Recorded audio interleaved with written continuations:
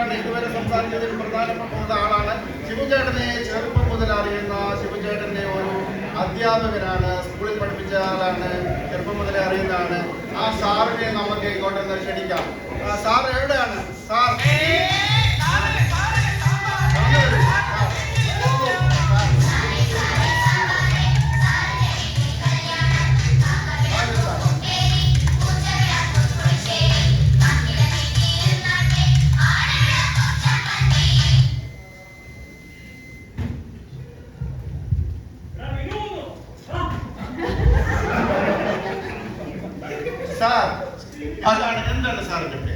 എന്റെ പേര് ഉണ്ണുണ്ണി വാര്യർ എന്നാണ്. പക്ഷെ ഈ ഷിബുവിന്റെ കൂട്ടുകാരും കുരുത്തങ്കെട്ട കൂട്ടുകാരും എനിക്കിട്ട പേരാണ് മണ്ണുണ്ണി വാര്യർ.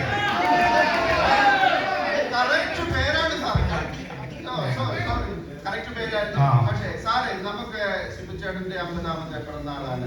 അപ്പോ ശിബുചേട്ടനെ പറ്റി കുറച്ച് കാര്യങ്ങൾ ചെറുപ്പം മുതലുള്ളത് ഒന്ന് ഓർത്തെടുത്ത് നമ്മുടെ ചാനലിന് വേണ്ടിയിട്ട് എന്തെങ്കിലും. തീർച്ചയായിട്ടും ഷിബുവിനെ കുറിച്ച് ഓർക്കുമ്പോൾ ഷിബു എന്നും ക്ലാസിന്റെ പുറകിൽ ഇരിക്കുകയും അവിടെ ഒരു കാര്യമില്ലാതെ ചിരിച്ചുകൊണ്ടിരിക്കുകയും ചെയ്യും. ഒരു കാര്യമില്ല. അത് മാത്രമല്ല, ആ ഉഴപ്പന്മാരോടെല്ലാം ഇരിക്കുകയും ചെയ്യും. അവന്മാരെല്ലാം 8 നില പൊട്ടും. പരീക്ഷയുടെ റിസൾട്ട് വരുമ്പോൾ ബിന്ദു പണിക്കരോട്ട് ഷിബു ഫസ്റ്റ്. അതെ, മിടുക്കനായിരുന്നു.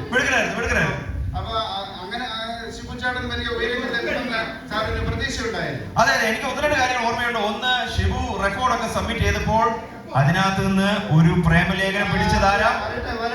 ഞാനാ. അങ്ങനെ ഷിബുവിന്റെ പ്രേമലേഖനം വീട്ടിൽ അവതരിപ്പിച്ച് മിനിമോളുമായിട്ടെല്ലാം സെറ്റപ്പ് ആക്കി കൊടുത്താരാ? ഈ ഞാൻ. ആ പണി പുള്ളി എനിക്ക് തിരിച്ചു തന്നു. അവിടെ ഒരു ടീച്ചർ ഉണ്ടായിരുന്നു, ലീലാമ്മ ടീച്ചർ. എന്റെ പേരും കൂടെ ചേർത്ത് അവിടെ എല്ലാം പരസ്യമാക്കി അവസാനം ചുരുക്കം നാണക്കേടായി നിവൃത്തിയില്ലാതെ ഞാൻ ആ ലീലാമ്മ ടീച്ചറിനെ കിട്ടി.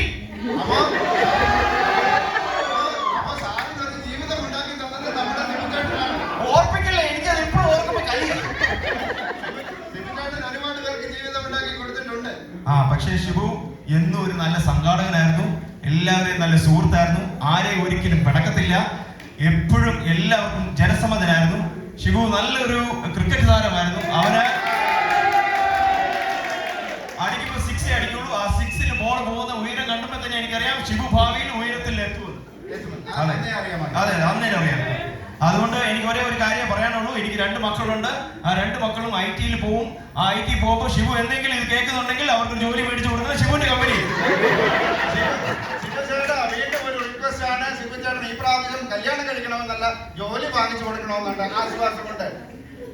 അതുപോലെ എന്റെ എല്ലാവിധ ആശംസകളും ഭാവങ്ങളും ഈ സമയത്ത് ഷിബുവിന്റെ 50ാം പിറന്നാളിന് നേരുന്നു.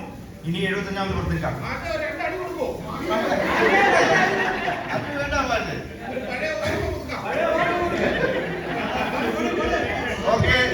ചേട്ടന്മാരെ, ചേച്ചിമാരെ, നമ്മുടെ സമയം ഏതാണ്ട് അവസാനിക്കുകയാണ്. നമുക്ക് വൈൻഡപ്പ് ചെയ്യാൻ സമയമായി. അതുകൊണ്ട് നിങ്ങളോട് എല്ലാവരോടും നമ്മുടെ ചാനലിന്റെ റിക്വസ്റ്റ് ആണ്, 10 വർഷം കഴിയുമ്പോൾ ശിവചേട്ടന്റെ ഷഡ്ഭൂത്രി ഉണ്ട്, അതിന് എല്ലാവരും വരണം. ഈ സമയത്ത് ഇവിടെ കാണാം. അപ്പൊ അതുകൊണ്ട് ഞാനിവിടെ അവസാനിപ്പിക്കുകയാണ്.